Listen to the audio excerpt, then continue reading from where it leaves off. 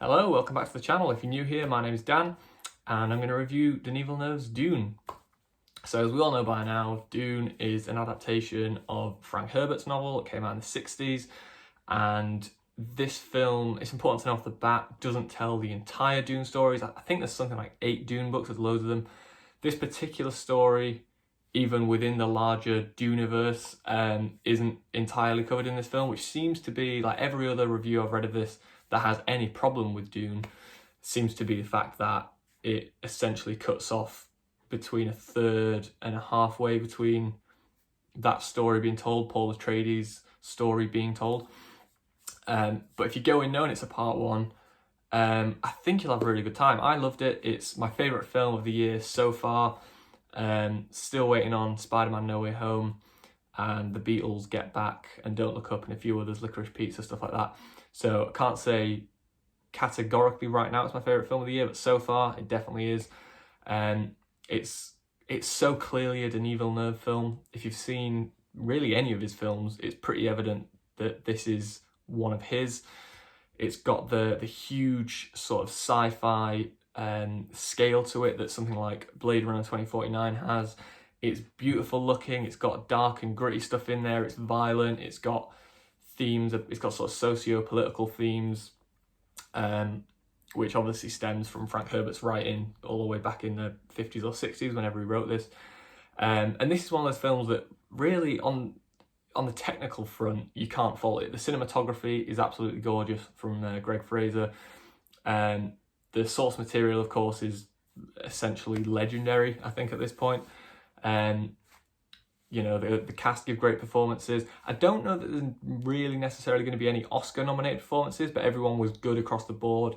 There were a couple of scenes with Timothée Chalamet in particular, the hand in the box scene and the scene towards sort of the second half of the film where he's in a tent with with Lady Jessica.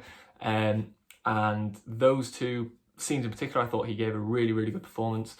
And I think if anyone has a shot at getting nominated, it's probably Lady Jessica or Rebecca Ferguson, who plays Lady Jessica. I think Jason Momoa was really likable as Duncan Idaho.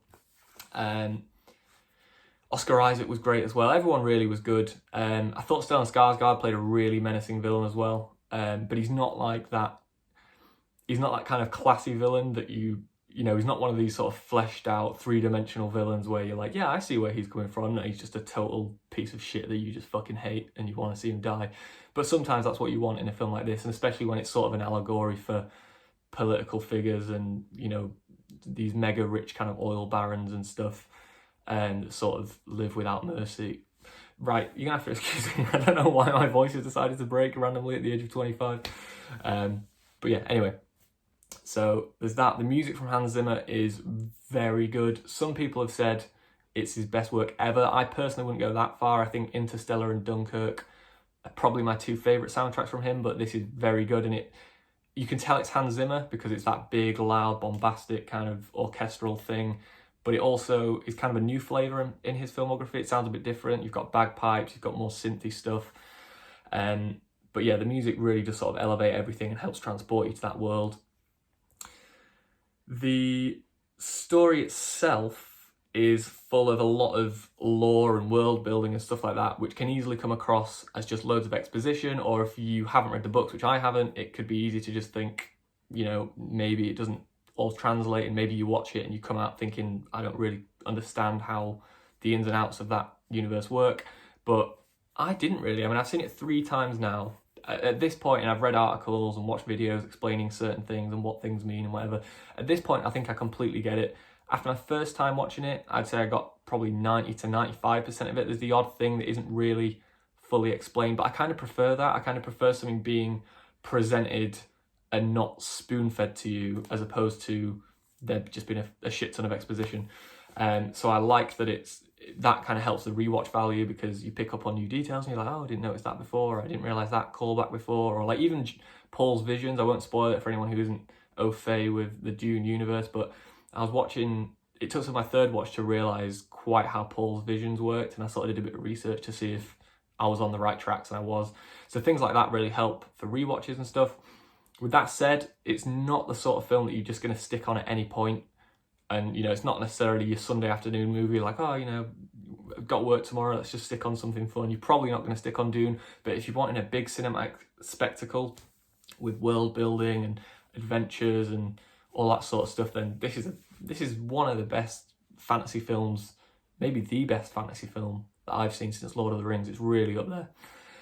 Although it probably falls more within the realms of science fiction than fantasy, but I don't know. That could be a whole video in itself. But yeah, I think Denis Villeneuve has done a really good job with this one. I would say, because it's not as tight and as complete a package as something like Blade Runner 2049, it doesn't quite have the emotional core of that film, and indeed some of his other films like maybe Arrival and Prisoners and Incendies. I can't say it's his best film ever, but I think technically, you know, just looking at all the sort of aspects individually, it's right up there with the Blade Runner 2049, which in my personal opinion is probably Denis' best film at this point.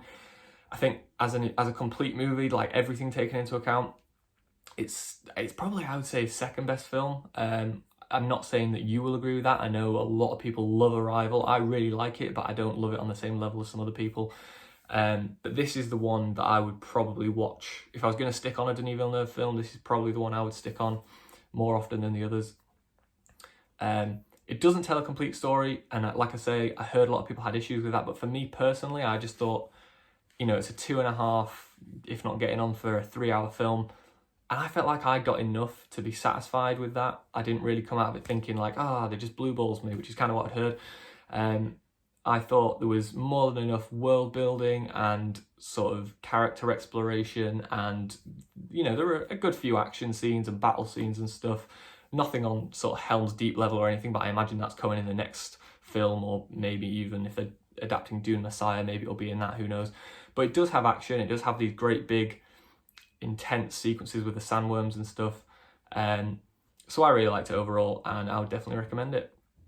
Stay tuned, because I'm going to be doing some more videos. I know it's been a while, but as I always say, life just gets in the way sometimes. But I have got some more videos coming out soon, so I'll probably be doing an anticipated list for next year, my favourites list of this year. I'll probably be doing less of a review or more of just a discussion video on the Beatles Get Back, and then Don't Look Up, Spider-Man, all these different things.